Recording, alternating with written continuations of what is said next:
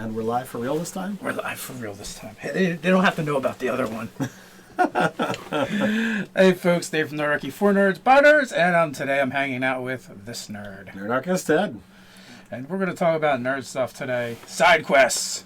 So side quests are, obviously an important thing of the game because you've got the ability to kind of, take that break away from the main plot. You've got a way to, run different type of adventure, different focus of the adventure. So as opposed to it's always geared on, saving the princess, helping out the kingdom.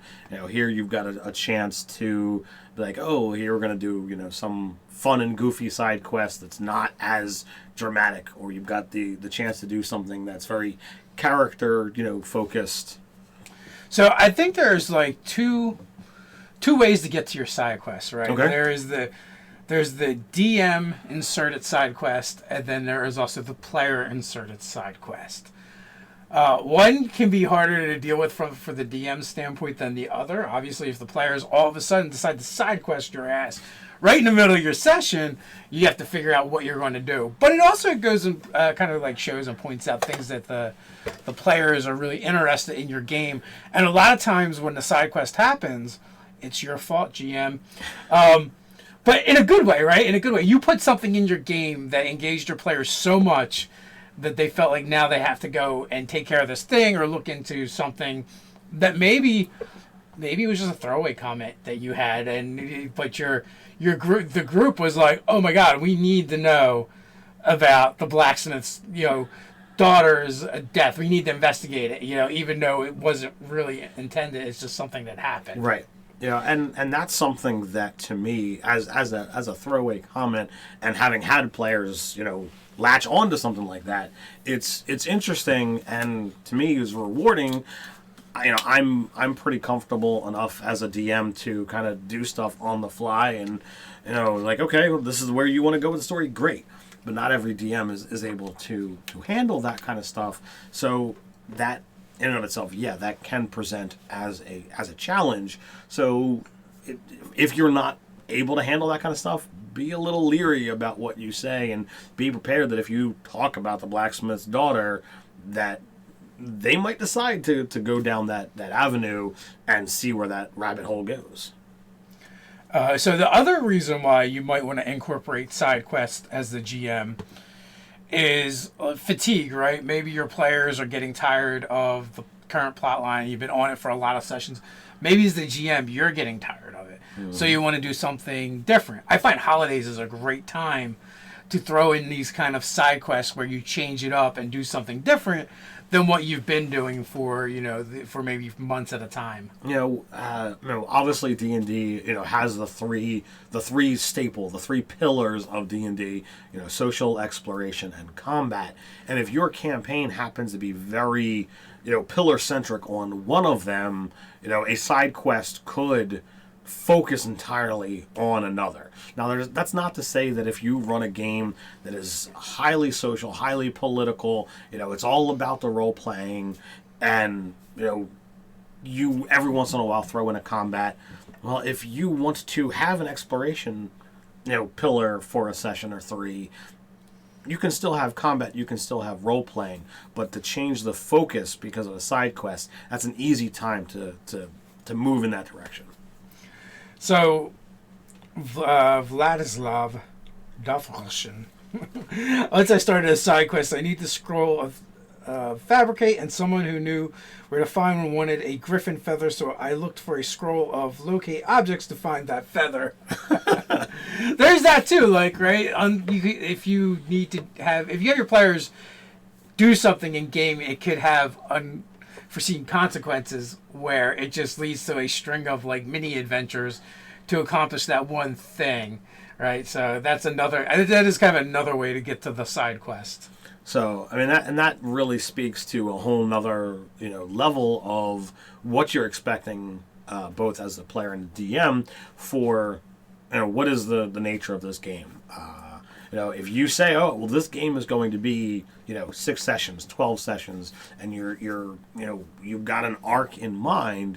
Well, side quests have the the significant advantage or disadvantage, depending upon how you look at it, of changing that number. You might take a side quest, and now all of a sudden you've somehow shortened the game. We ran, Scott ran on the channel, Nerdarchy Saves the World. It was expected to be, a 6 to 7 session arc. And because of, some crazy happenings, it wound up only being 4. We saved it that much sooner, which was amusing. Because we're really good at D&D and saving the world. Saving the world with D&D. I think otherwise the world is kind of boned.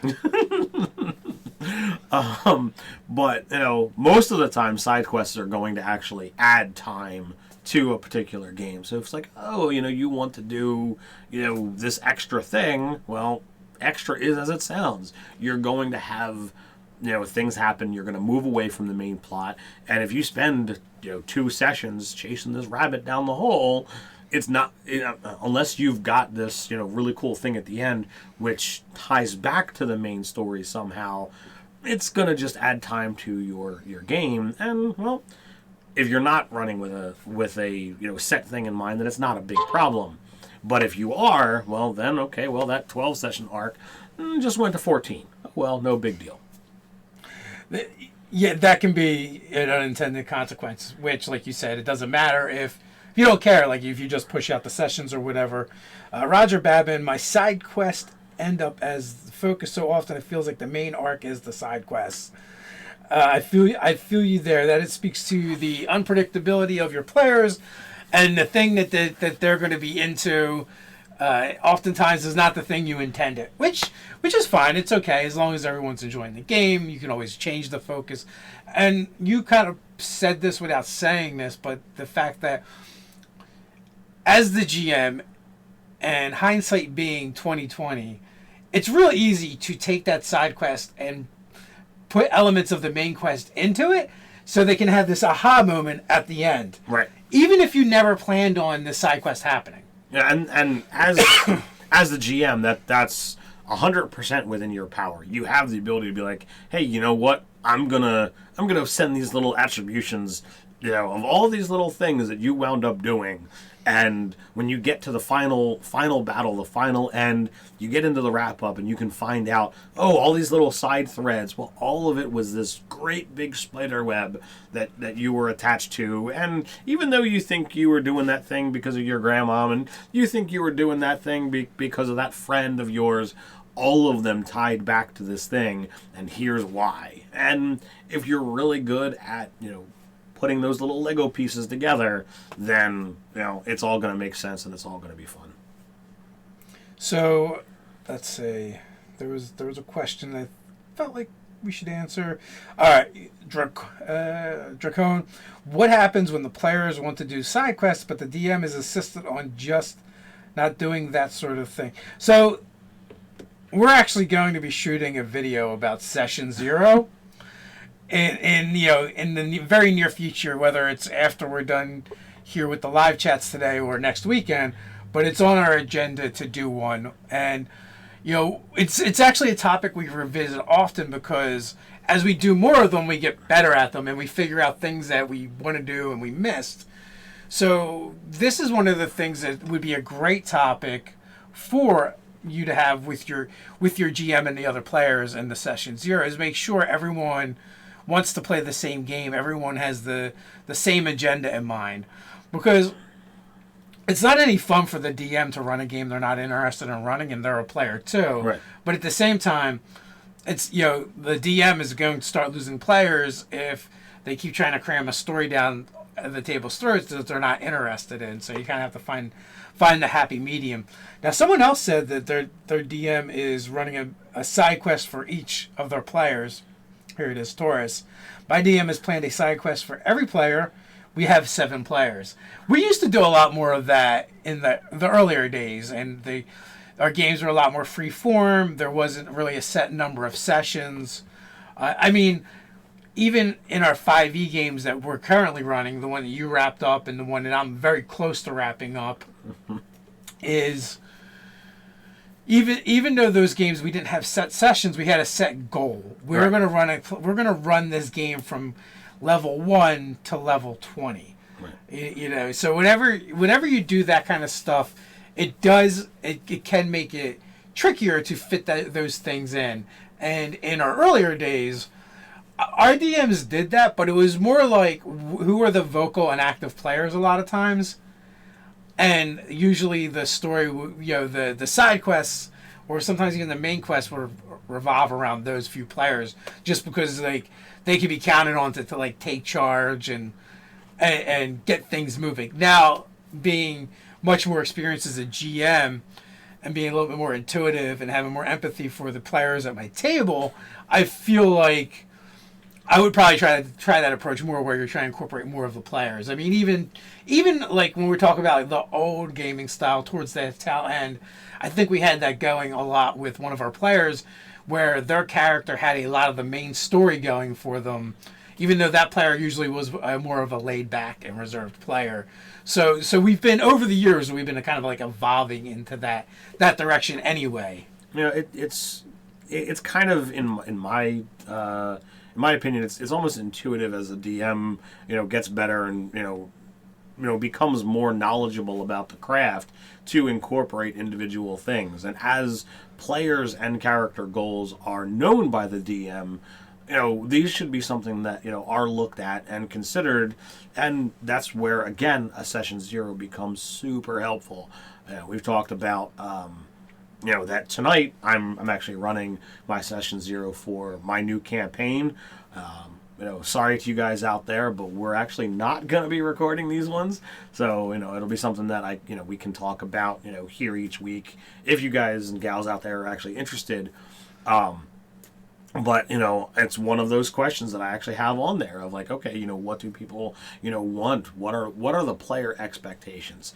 Dave brought up that the players are there, and the DM is a player. So all people at the table need to have the expectations figured out. If you decide, okay, well, we're going to run a 6 sessions because I can't commit to a longer game, well, then that's going to mean that, for a 5-player, 6-player, 7-player thing, game, you can't have character-driven side quests that are going to be more than a half hour at the table. There can't be combat involved. There can't be all of these different things, because it's going to take so much time away from a very shortened character, a very shortened campaign arc. The longer you have that, and the shorter the number of players, the easier it is to put in longer jaunts. When Dave's character in my last game said, hey, my character is interested in learning new magic. Well, I happened to put someone in there who happened to be a female dwarf who made mention of, she's got access to this magic that his clan hadn't seen before. Well, that wound up becoming a whole thing, and it happened over multiple sessions. It might not have been an entire session for the night, but things happened with that character. There was communication, there wound up being combat, there were things that were involved. Kurt's character, did a couple things here and there with his character. Same thing with Ryan, same things with Nate. All these little threads wound up getting to move the character's story along. And to me, I think those things are heavily important to a game, because it's going to show the growth of an individual over the course of however long this time is. So if you're talking about a 6, session arc that might wind up spanning weeks or months, well, you know what? That's not too long of a time. You don't need to have great growth. A 48 to 60 session arc that takes place over years, well, characters have the ability to be completely somebody new. You've got the ability that you have, gained access to such powerful magics that you can literally reshape the world around you. Well, those are going to have catastrophic or, mega results upon the world. So therefore, that increases how much growth potential that kind of character has. Yeah, I think Guy Slanders from How to Be a Great Game Master does a great job in the Saber Dice games, where he's tried to do at least a session around each of the characters to incorporate something from their past, their backstory, where it almost does become like a side quest. And originally we were going to do 12, now we're going to do 24 episodes.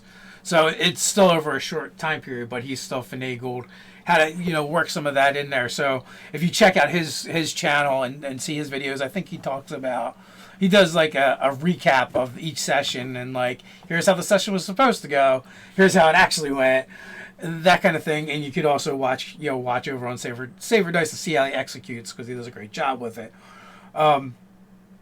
Like you said, I feel like in the current campaign that there's been a lot of ties to the campaign that just wrapped up. There's been a lot of ties to the backstory, but as far as side quests go, they've always been really not even a full session, usually like part of a session, but it was enough for the characters to feel like they were developing and they were getting elements from their past and their backgrounds incorporated into the game without taking on multiple sessions or a full session of it. So that part was a lot of fun.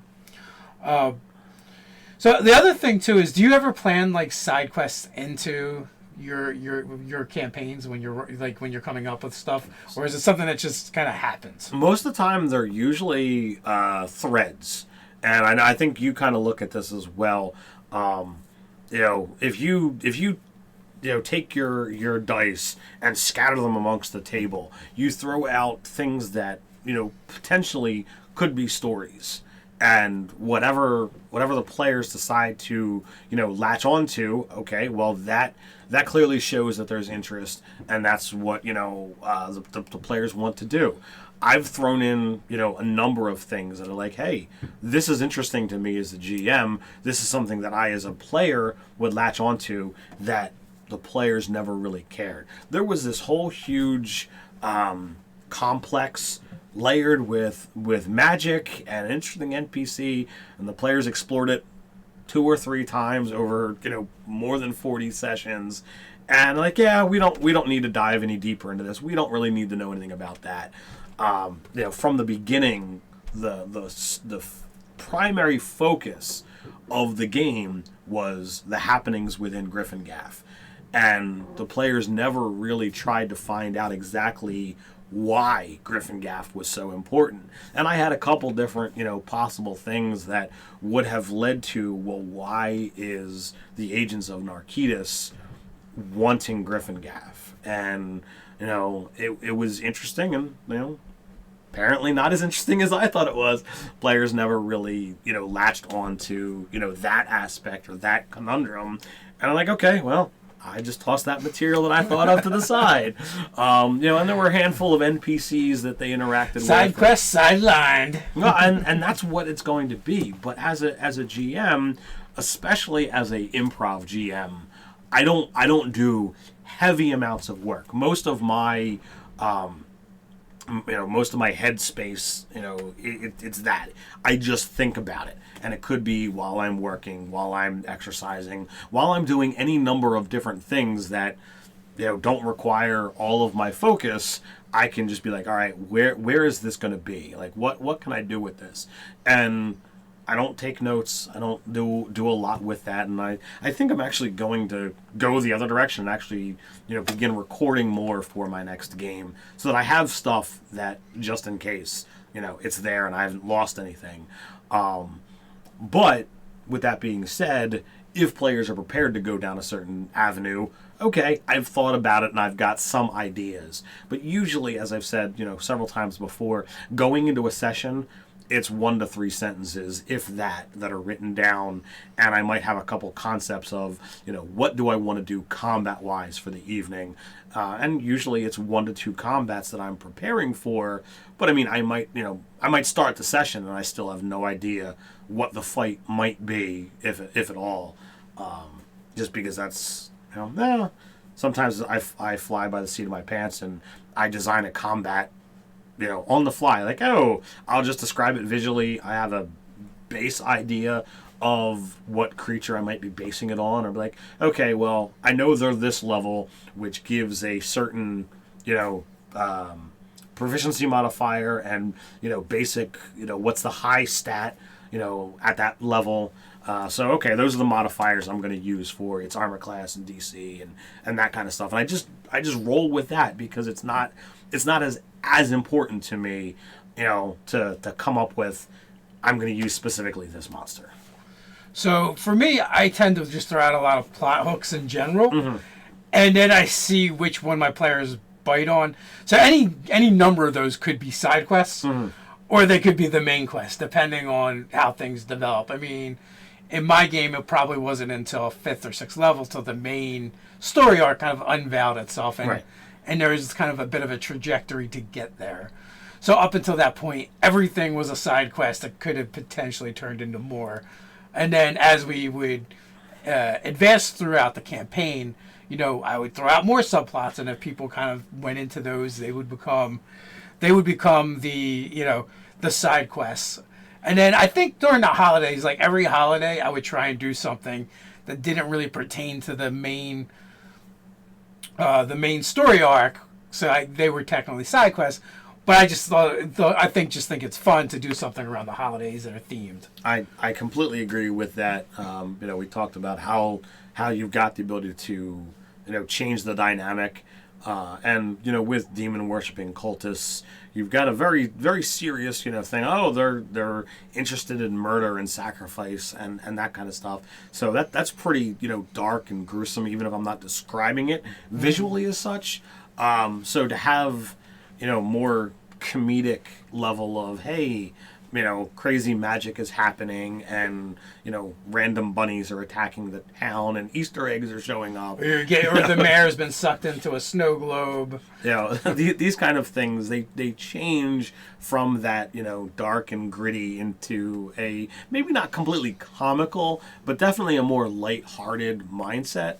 And that was kind of the idea that I was going for every time a holiday-themed adventure was kind of lined up. So we had a question. If you guys have questions, put question in front of it. It makes it so much easier for us to pick them out or tag us in it. But Corey Riker, how do you get them to role play? I feel like I have to move their characters for them. I feel I don't have a large neon sign pointing to clues. They just sit there. I've seen that happen. That's not completely uncommon. Well, even the best role players sometimes are in a different place, mentally. There's times that I've come to the table and I've got so much stuff going on in the real world, lots of things that are weighing on me, mentally, that I'm just not looking at every little clue. And there's times that, like a child, I need my hand held and walked across the street because I'm not seeing the thing that's directly in front of my face. I know the one for the Saber Dice game that I was in Numenera, and there was a time that there was a trap. Looking back, it was obvious, what I had to do, but hindsight is 20/20, and I for the life of me, I couldn't figure it out. My character was the one who was supposed to be dealing with traps, and somebody else had to step in and solve it for me. And I felt horrid that I didn't present this very obvious answer, and I was like, yeah, that makes a lot of sense now that it's dealt with. But there's times that even the best players are not gonna put their best foot forward when it comes to role playing or seeing what is directly in front of their face. So when you've got characters who are intelligent or perceptive, 5th edition really has that passive perception, passive insight, passive investigation. D&D Beyond puts them on the character sheet. So when you have characters that have that, it's very easy as a DM. You can feed those characters information that wouldn't normally be there previously. Be like, oh, you're really good at investigation. You stumble upon this clue. You didn't have to look for it because you're just naturally thinking about that kind of stuff even when other things are on your mind. When it comes to role playing, you can't force people to have conversations, but you can ask questions. And if an NPC walks up to a character and asks a question, it's going to prompt some kind of response. It might prompt might prompt a combat. It might prompt role playing, but sometimes as a GM you have to approach it like the adult and the child. I'm going to hold your hand and I'm going to walk you across the street. I'm going to start things and see where they go. Other times they're going to start the conversation. When it comes to new players and they just haven't developed the knack for role playing, it's weird, and it's kind of weird in the beginning. Like when you're like sitting around the table with people you know or don't know, and you're making believe and pretending and doing this acting. It can be odd and intimidating at first, but I think, like you said, the best way to get players to role play is engage them, role play at them first, lead by example. Have the NPC address to their character specifically, whether they know the character's name or whether there is something about them that's like, oh, you're an adventurer, you can help me solve this problem. It's not like, oh, I just happen to walk up to you. Character, they're in a bar, because where everything starts. So they're in a tavern, they're drinking, they're eating, they're doing whatever it is that they're doing. And they look, the door opens, somebody walks in, they survey the entire room, and then beeline for you, for that character. And they look them straight in the face and be like, can you help me with this problem? Can you answer this question? Whatever it is that you want to prompt, you can spoon feed to them and see how they respond. And it could be even just be ridiculous, like Ted says, you describe this rotund dwarf with a fiery red beard and shaved head, he slams the door open with a gust of wind, surveys the room, walks right up to your group, looks you, Grizzin the dwarf right in the eye and goes, "Hail and well met, traveler. I've not seen another dwarf since I left me old, and I swore the first dwarf I see I would buy a tankard of ale. I myself am blah blah blah, whatever their name is." And you just do things like that, and the player is going to be like, "Oh, okay. Are you going to accept this dwarf's drink?" He's yelling for the barkeep to come over. He's asking you what hold you're from. If you engage the players and role play with them, they'll start to do it back. Even if they do it from a third person. Maybe they don't do voices. Maybe, they say, well, my character, George, does this. That's all. That is fine. It's baby steps. And they may never get past it. That's just how they enjoy the game, which is okay too. They use their natural voice. Oh, I respond in a deep and guttural voice. Oh, hey, how are you doing? The more that you pull out of them, the better it's going to be, and the more inclined they are to go down that direction. You just have to keep at it. I know, like when my kids' table, as I guess I'm referring to it as, I've got a wide range of, occasionally when my daughter plays 6, but usually 10 through adult. There's a wide range of role playing capacities. The 1, 11, and 12-year-old, they do voices. They'll go on to craziness. The last session, the dwarf rolled up as a new character, and he decided, what? He's a dwarf, but he is so old that he has got connections rewired in his head, and he thinks and swears that he's a gnome. And he did his homework. He wrote down a whole list of all the different characters, all the different animal companions that are in the party, and he crossed them all.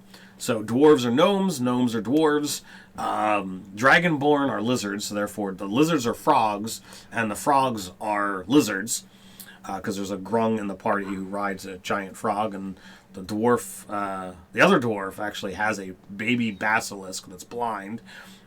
It's crazy. So all of these things are kind of messed up, and it was crazy. And this is all precipitated by an 11-year-old, and it was hysterical. And craziness ensued that particular session.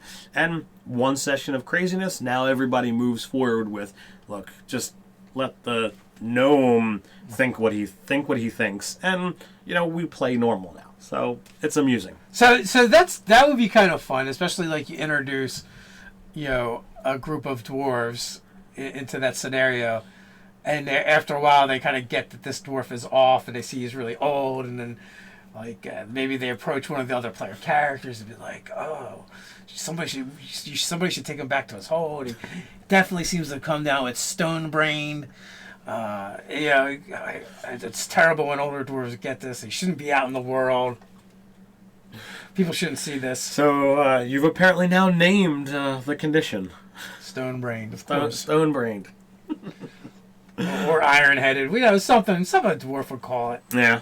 I like stone brained. I can definitely get behind physicians. They have strange naming conventions. But you get someone who's 390 years old, and that's what can happen. I think it's funny that this 11-year-old came up with a dwarf with Alzheimer's, essentially. Or suffers from dementia. Yes. And that's what he wanted to play, and he came riding into town on his magically summoned boar, and it was hysterical. Is he a paladin? No.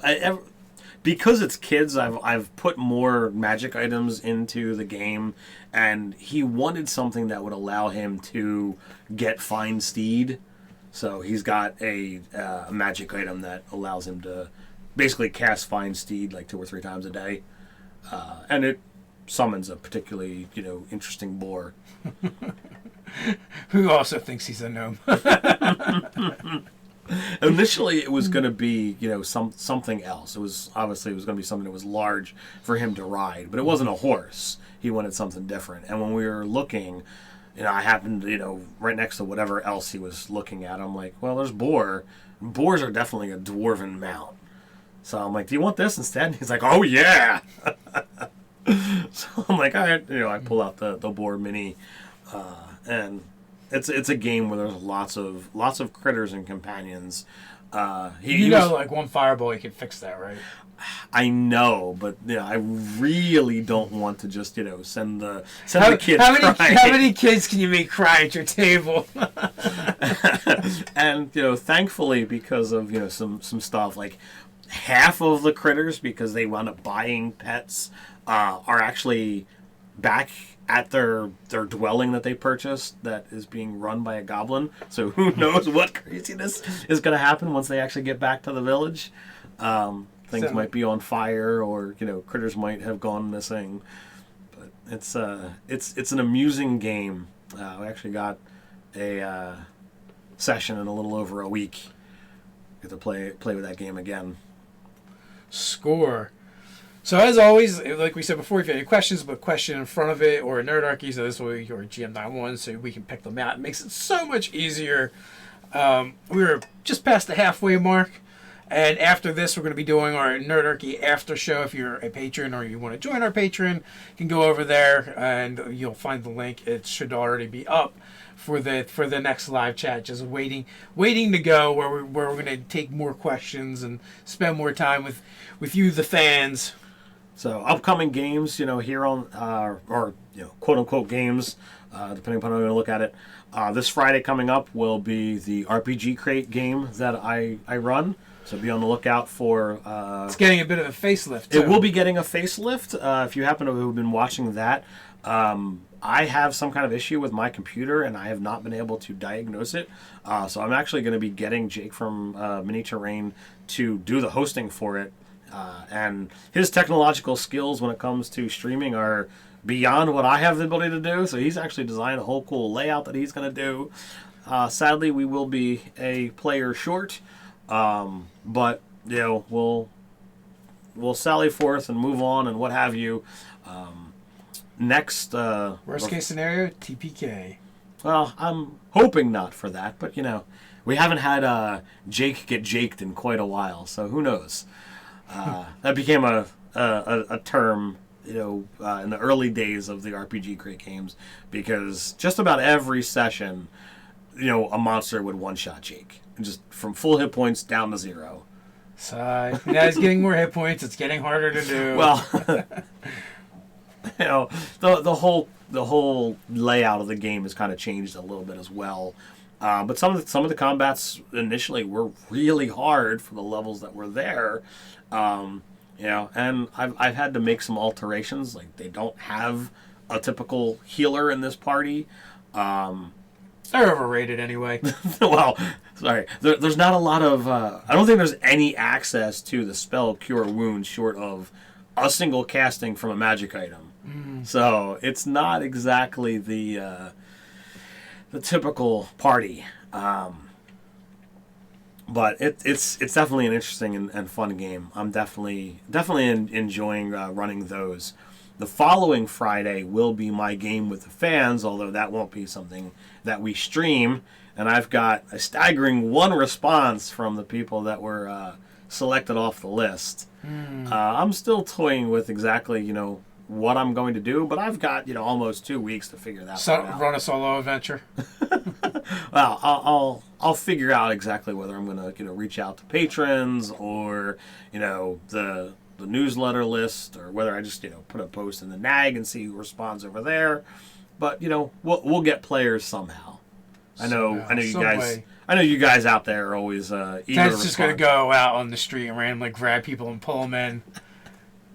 You're playing D&D now. What's a D&D? And why are you bringing me to your basement? This is really weird. Well, my daughter's birthday party last night, one of the dads down the street decided he was going to paint unknowingly, but he painted a nightmare on the unicorn. He decided, I want to make an evil unicorn. I want to make it black with, red eyes and, fiery, burny stuff. And I'm like, he's just making a nightmare. Yeah, nightmares don't have horns, though. No, they don't typically do because they're made from Pegasi, not unicorns. But, minus the horn, he made a freaking nightmare. There's definitely a dark unicorn in some of the books. So, Phil, question. One of my players is playing a necromancer in our group and just started animating dead. Any help about what should the consequences be if my party is good aligned? Party generally. It depends on what he does with the undead and where he takes them. And actually, it's up to your party. It's up to the party how they feel about him animating the dead. Is he walking through town with undead with him? That's going to unnerve and possibly scare, startle, or worry Some the populace. In the watch. Some in the watch. But I mean, if he's only ever killing and animating monsters, monstrous humanoids, and they all stay out of town. He doesn't stink of death. We've got plenty of videos on necromancy and animating dead, and our thoughts there. It's going to come down to what the players, the characters that are traveling with him, how are they going to respond? How are NPCs seeing this going to respond? And how much you, as a GM, want to have, that be a part of your game. So, for the most part, the party, that's for them to determine and decide. The only caveat to that is there any clerics or paladins in the group? Are they of a specific deity? What is that deity's position on undead? It might start with them getting troubling nightmares and visions, and their god might just kind of start showing displeasure towards them if they're associating with things that would go against their deity's portfolios, beliefs, whims, whatever you want to call it. But that's the only thing you would do from the player side. From the consequences from your side are going to be what are they doing with the undead? Are they marching them into town? Because really, I think most towns would consider that an attack, right? You bring undead into their town, bunch of monsters just walked in. They're going to treat that as such. They're going to summon other adventurers. They're going to summon the Watch. They're going to try and drive that necromancer and its minions out of town before they can do their evil ways. Now, if anything, there are a large number of Nerdarchy viewers who feel saying offline. Sorry, there we go. Okay. Sorry, my apologies. There's a large number of Nerdarchy viewers out there who are very much for necromancers as player characters. There is nothing in the wizard or cleric, that specifically say, hey, you need to layer, these penalties for using these spells. It's in the monster manual of DMG that talk about, this is, this kind of aspect, or that in the monster manual, raising skeletons and zombies is dark magic. So it's up to you as a GM how specifically you want to handle it. If you don't particularly want to enforce a negative because someone decides, well, I like this concept and I want to play it, you don't have to. It is your game. Run it exactly how you want. As a GM, you go into town with monsters, zombie skeletons, and the like. There are going to be repercussions. It might slowly, it might just start off with people panicking and running for their lives, and might eventually end in combat and you're not allowed in here, or whatever, depending upon how things all unfold. But that's my take on it. If you're looking at it and you are like, look, I don't care, I'm just gonna play and let players be players, then by all means, it's then up to the players how they want to respond, and that can then tell what anyone else might wind up doing.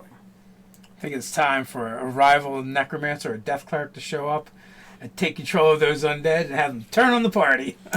Well, I mean, that could be interesting as well, but you could also be like, rival necromancer's like, all right, who's got the better undead? Throw down. Oh yeah, so they could do like a Royal Rumble with undead and the necromancer. Undead versus undead, and the total. Then someone throws a chair. Get out the ladder. I was just making a joke on all the Pokemon, Yu-Gi-Oh, and like, you've got critters, and now the critters are going to battle.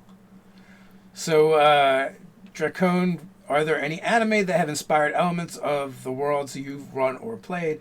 I would go with a hard no for myself because I really don't watch anime. I haven't even watched Dragon Ball Z, to be honest with you. I haven't watched much anime in a long time. Back in the day, I watched Dragon Ball Z. I watched a couple of other things. I watch animated shows, but anime as it stands, there's not a lot. Nathan Nerdark, he was more the anime watcher of us. I would concur with that. Christopher Dalton question: what is Nerdarchy's take on random magical effects happening to the party? I love it. One of my favorite one shots I've ever run, was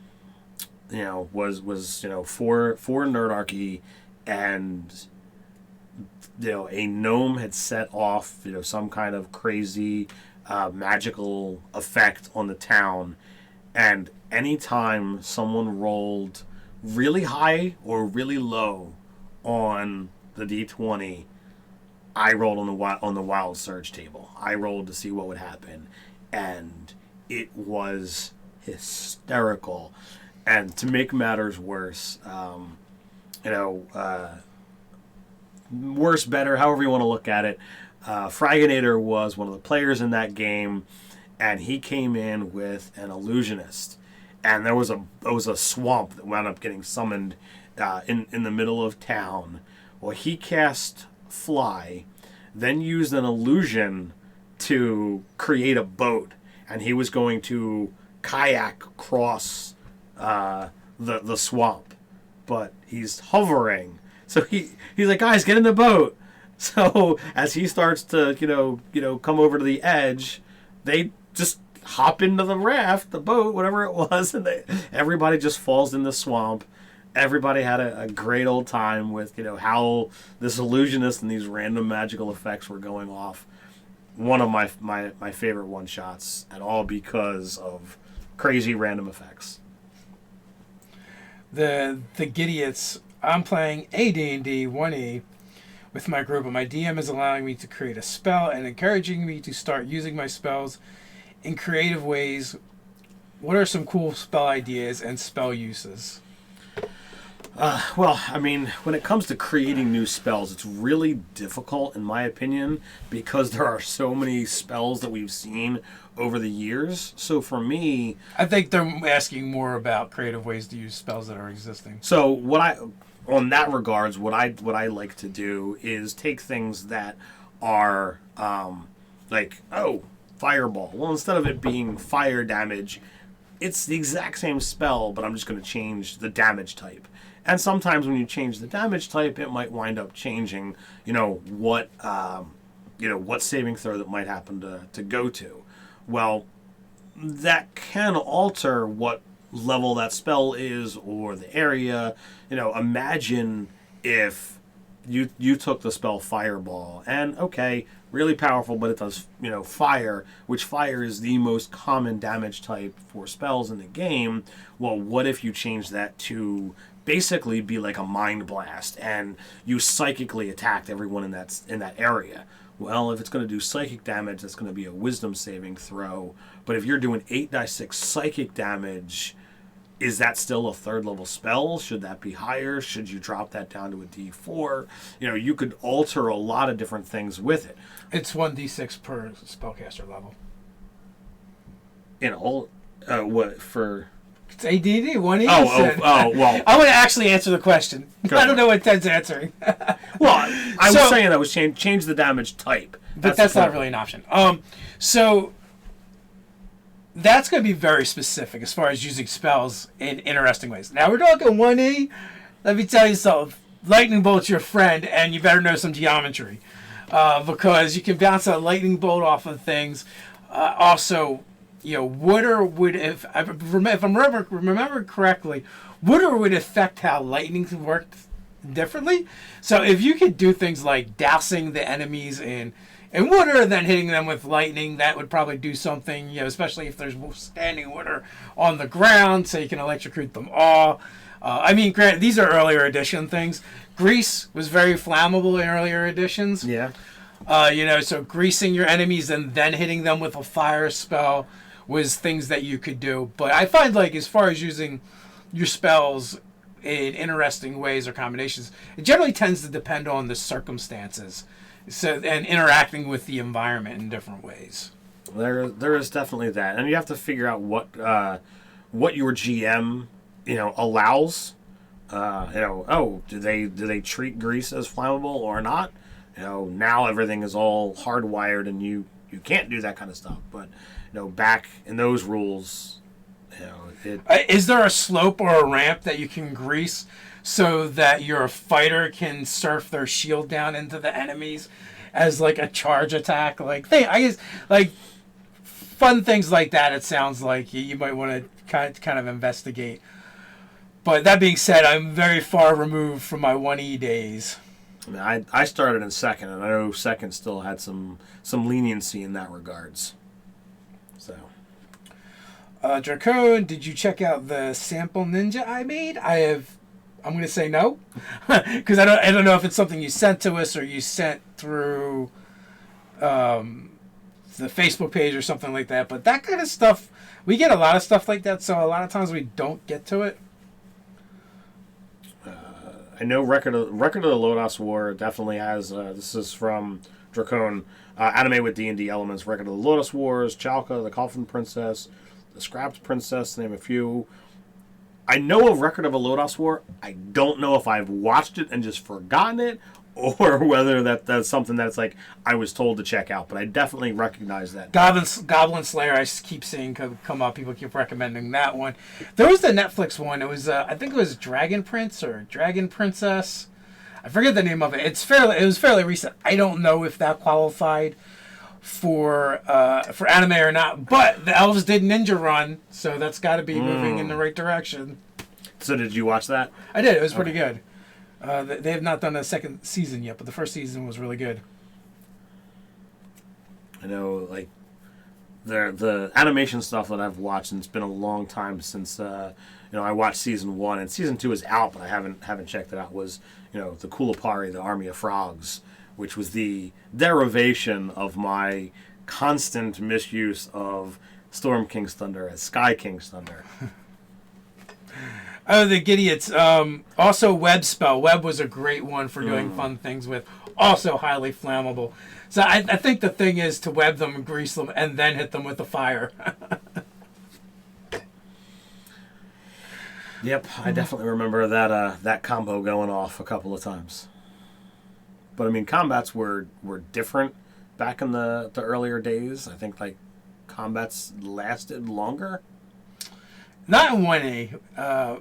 3, yes.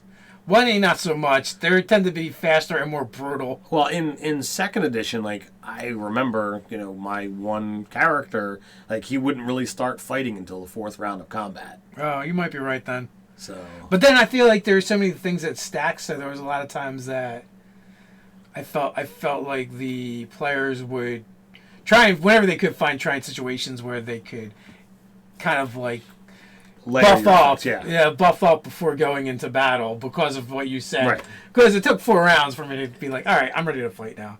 Is that Grevin? That was Grevin. Yeah, he would go invisible, then he would enlarge, then he would do Animal Infinity, and then he would, as a Psionicist, get 3 attacks around. Utterly crazy and lots of fun. Oh, link. So links in descriptions or in comments of videos. One, sometimes they just get automatically spam filtered because of YouTube, and 2, that's where they're definitely going to get lost more than anywheres. We got a comment. We got side quests to use magic or to magic use. That's how these usually go. That sometimes happened, but considering we're talking about magic. There's down in the Kickstarters, there is a Kickstarter for the Tome of Magic, cool book. It's on Kickstarter for magic items, and you guys, if you've seen any of the videos we launched this week, one of them, had us talking about that. I heavily recommend you look at that if you're interested in adding more magic items to your game.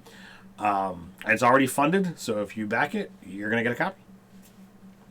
That's definitely thinking they're starting to work towards those stretch goals. I think like their topmost stretch goal is we're going to make a magic item shop and kind of populate it for you, which just seems kind of cool. I like that idea. So Elfbait had said the elves looked like tieflings in that show I was talking about. Yes, they kind of did, which is kind of cool. That was just the comment you read. But yeah, so we can either go back to side quests or go in a different direction. With that being said, we did talk for like almost 30 minutes on side quests. That's essentially a Nerdarchy video there. Nerdarchy and a half. I mean, most of our videos do get into like the 20-minute category. So. Absolutely. Have you ever watched Ballad of the Buster Scruggs? No, that's on my list of things to watch. I keep trying to tell my family we should watch this. That man is an amazing example of Battlemaster Fighter Glambard. If you're interested, it could be a very memorable MVPC. I did see it on Netflix, and there were several occasions when I went to put it on my but my family vetoed me. Wow. At this point in time, we've actually we've stepped back from watching new stuff. I had made mention on the channel years ago I watched all of. Star Trek Next Generation and everything, going forward. And my wife she had watched all of Next Gen, but had never watched any of the other stuff. So we're now halfway through Deep Space Nine. I'm currently watching. So I'm watching 2 things. I usually have 2 shows going at the same time. I have the show I'm watching with my wife, and then the show that I'm watching. Okay. So I'm watching Once Upon a Time with the wife, and we're like into like season 6 or 7. That thing goes on forever or something. I think we got up to like season 10 or season 11. I don't know how many seasons that currently has. The plots are definitely not subtle. No. So, but it's amusing, and it's something that again, my wife and I did watch years ago.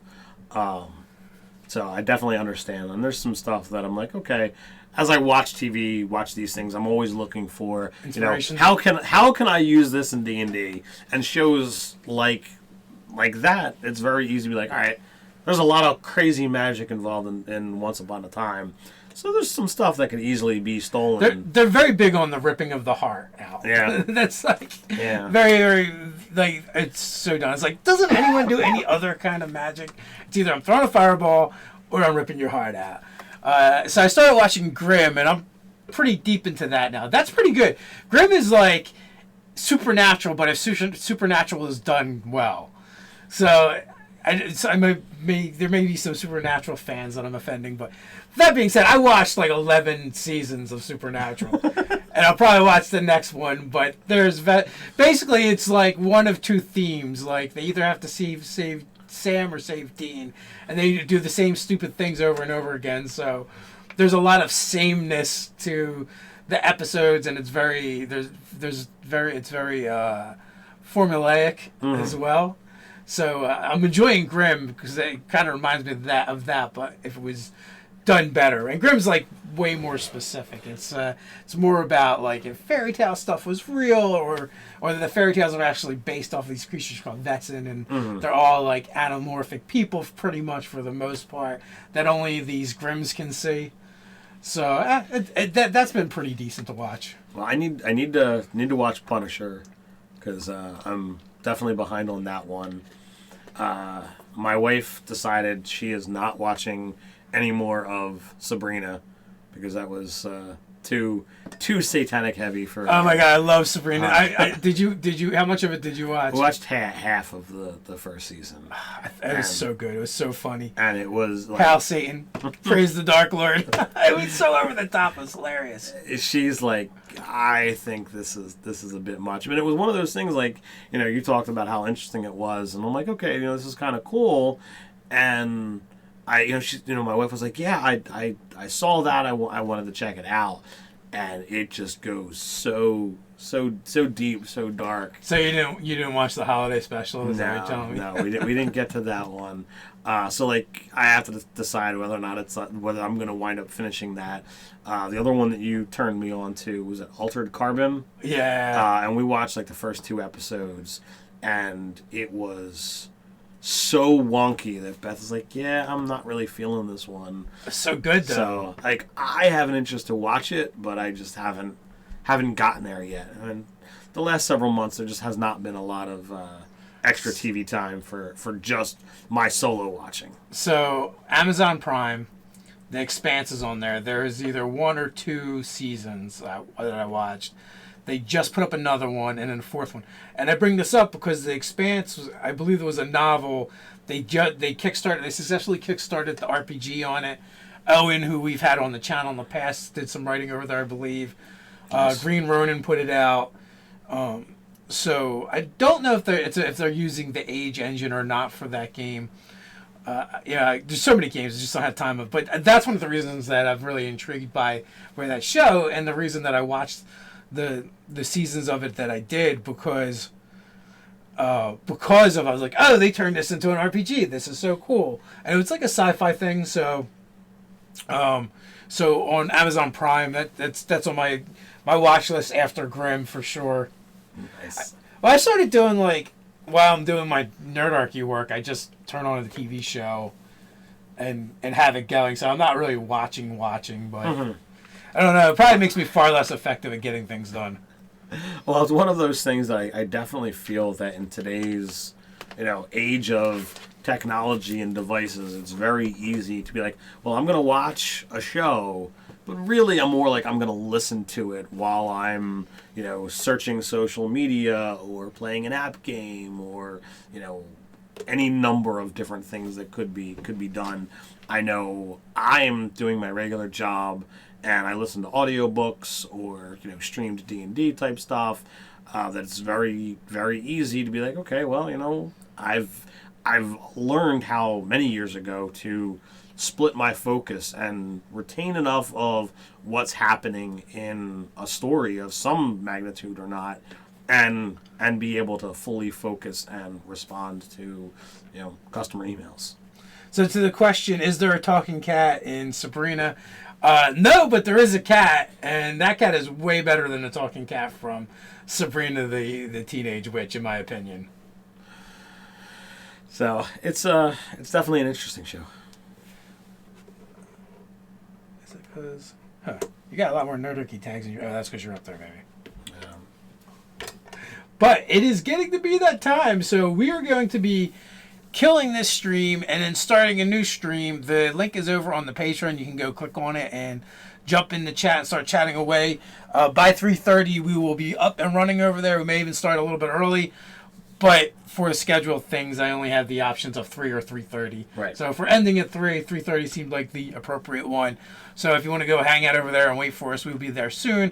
Go to Patreon. You're going to have to probably log into your Patreon account in order to see the post. But thanks for hanging out with us, and until next time, Stay nerdy.